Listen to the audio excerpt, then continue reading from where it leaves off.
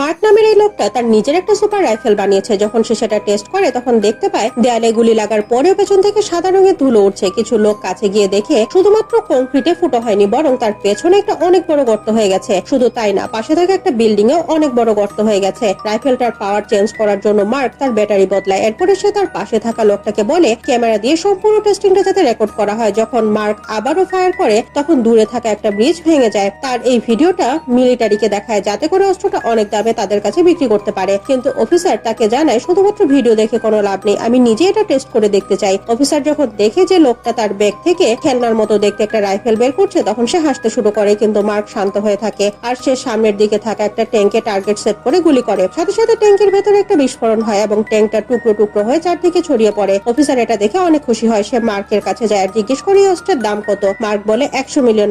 Officer কোনো কিছু চিন্তা না করে এই ডিলটা অ্যাকসেপ্ট করে নেয়। অফিসার বলে আগামীকালের মধ্যে তুমি সব টাকা পেয়ে যাবে, কিন্তু মার্ক এটা জানে না যখন সে এখান থেকে চলে যায় তারপর থেকে অফিসার তার ব্যাপারে সব ইনফরমেশন বের করতে শুরু করেছে। পরের দিন টাকা নেওয়ার সময় চলে আসে। মার্কের কাছে মনে হয় সে এখন কোটিপতি হয়ে যাবে, কিন্তু সে টেনশনও ছিল কারণ তার মনে হচ্ছিল হয়তো অফিসার তার সাথে বিশ্বাসঘাতকতা করতে পারে। তাই মার্ক রাইফেল এবং এর ব্লুপ্রিন্ট তার এক বন্ধুর কাছে রেখে দেয়। যখন সে টাকা নেওয়ার জন্য যায় তখন দেখে অফিসারের কাছে কোনো টাকা নেই। অফিসার সেই রাইফেলটা কিনে নেওয়ার জন্য কয়েকজন লোককে ডেকে এনেছে। মার্ক এখান থেকে পালানোর প্ল্যান করে। তখন সে দেখতে পায় অফিসার তার পরিবারকে কিডন্যাপ করেছে, তাই তার কাছে এখন আর কোনো উপায় নেই। সে তার সহযোগীদের ফোন করে এবং অস্ত্রটা অফিসারকে দিয়ে দেয়। অফিসার যখন সবকিছু ঠিকঠাক ভাবে বুঝে পায় তখন সে মার্ক এবং তার পরিবারকে ছেড়ে দেয়। মার্ক আর তার সহযোগীর একটা উঁচু বিল্ডিং এর ছাদে উঠে। এরপরে অফিসারের গাড়িকে ট্র্যাক করতে শুরু করে, কারণ মার্ক আগে থেকে সেই অস্ত্রটাতে একটা ট্র্যাকার লাগিয়ে রেখেছিল। যখন গাড়িটা সঠিক জায়গায় আসে তখন মার্ক তার সেকেন্ড জেনারেশন রাইফেল বের করে। এটা দেখতে খেলনার মতো হলেও এর পাওয়ার আগেরটার থেকেও অনেক বেশি। গাড়িতে বসে থাকা লোকেরা অন্য কিছু বোঝার আগে মার্ক ট্রিগারে চাপ দেয়। একটা অনেক বড় বিস্ফোরণ হয়। সাথে সাথে অফিসার এবং সেই অস্ত্রের সব ইনফরমেশন ছাই হয়ে যায়। যখন মার্ক এখান থেকে চলে যাচ্ছিল তখন একজন পুলিশ অফিসার তাকে থামায়। মার্ক একটুও ভয় পায় না, সে স্বাভাবিকভাবে উত্তর দেয়, যার ফলে পুলিশ অফিসারের সন্দেহ হয় না। এরপরে মার্ক তার ফ্যামিলির সাথে অন্য একটা শহরে গিয়ে থাকতে শুরু করে।